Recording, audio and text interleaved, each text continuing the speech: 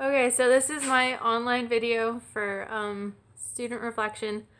The science techniques that I saw demonstrated throughout the class were independent learning and student discovery. With these two techniques, specifically independent learning, they were working on green onion growth, and one of the green onions were in a closet with no sunlight, and another green onion was in a windowsill, and then a third green onion was growing on the countertop. And the students would go around and individually record their observations and their theories on why the green onion was growing better in certain places than the other. The second one was student discovery, where all the students would sit around in a circle, and she had a science kit that was full of dirt and mealworms and roly-polies, and the students would observe what each critter was doing, like how far buried they were, or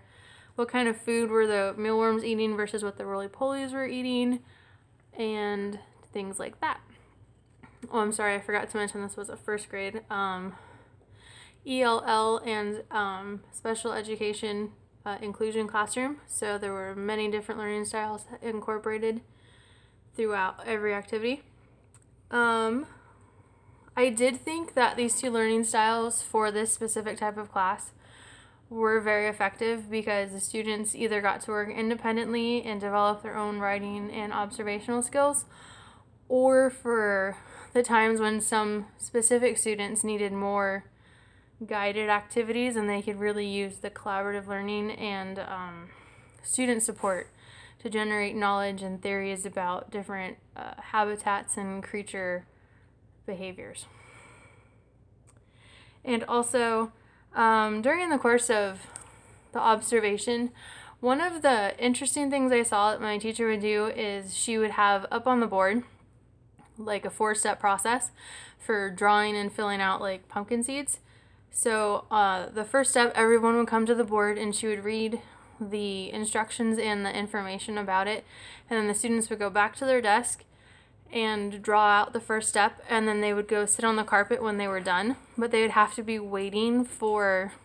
all the students to finish before they can move on to the next step. While I did see this as an effective way to see who was done, it also looked like a waste of, not like a waste of time, but a lot of time for the students who were done early, just sitting there and not really engaging or doing anything because they had to be quiet to wait for the students to finish. Overall, I would say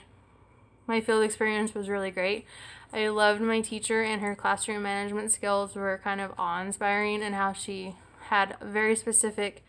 names and titles for actions that students would do during science hour. She said the best way to incorporate these procedures was just to have them practice on the first couple weeks of school, is the only way to really have the students grasp what you were trying to get them to do. I think that's all the questions, so thank you and have a great night.